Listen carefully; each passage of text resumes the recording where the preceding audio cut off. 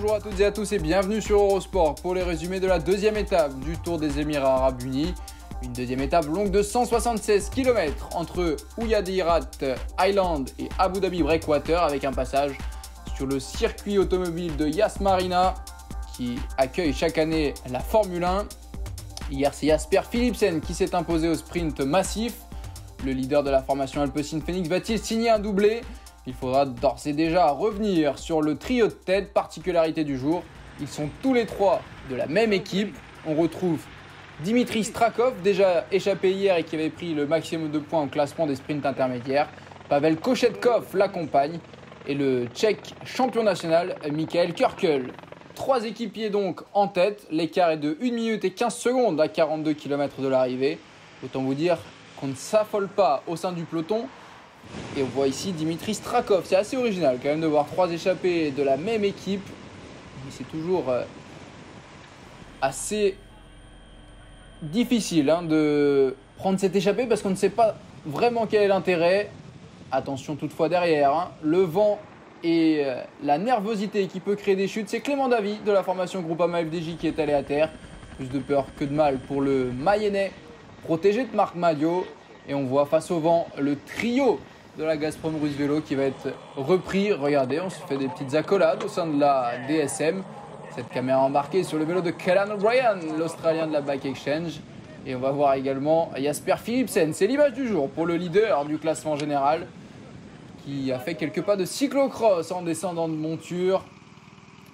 Regardez, on voit le sable qui balaye la route, le vent qui n'a pas perturbé outre mesure cette deuxième étape. Ça se tend un petit peu à 22 km de l'arrivée, mais il faudra attendre vraiment les 10 derniers kilomètres pour voir un changement significatif au sein du peloton. On voit la formation Groupama FDJ d'Arnaud Desmar qui se replace très bien. Les Bora Hansgrohe dans la roue du champion d'Irlande Ryan Mullen. Et encore une fois, les routes sont tellement larges que tout le monde arrive à remonter son sprinter. On a vu Lucas Plapp, l'Australien champion national, très jeune coordonné aux Grenadiers pour protéger Elia Viviani. On voit la Bahrain Victorious qui se replace. On l'a vu hier un peu frotter et même enlever un coureur d'AG2R avec les mains. C'était Jonathan Milan pour la Bahrain Victorious. On ne veut plus voir ce genre de comportement. Et là, ça remonte avec Israël Startup Nation pour Rudy Barbier. Et là, c'est le dernier kilomètre. Ramon Sinkeldam qui fait un gros travail pour Arnaud Desmar. Jacopo Guarnieri devant le sprinter français. Morkov qui s'écarte. Et c'est Sam Bennett qui est idéalement placé. Cavendish un petit peu en retrait qui va produire son effort avec Jasper Philipsen, le leader du classement général. Pascal Ackermann également idéalement placé. Cavendish ou Philipsen, la victoire va se jouer entre les deux coureurs, le Britannique ou le Belge, comme sur le Tour de France l'an dernier.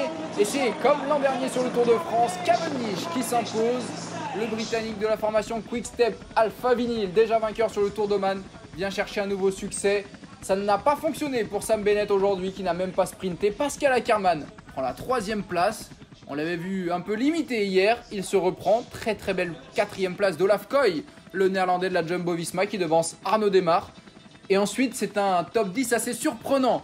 Matteo Malucelli pour la Gazprom Russe Vélo. Emil Sliepins déjà placé hier pour la Trek Segafredo. Tom De Vrient qui signe un 2e top 10. Michael Schwarzmann est 9e.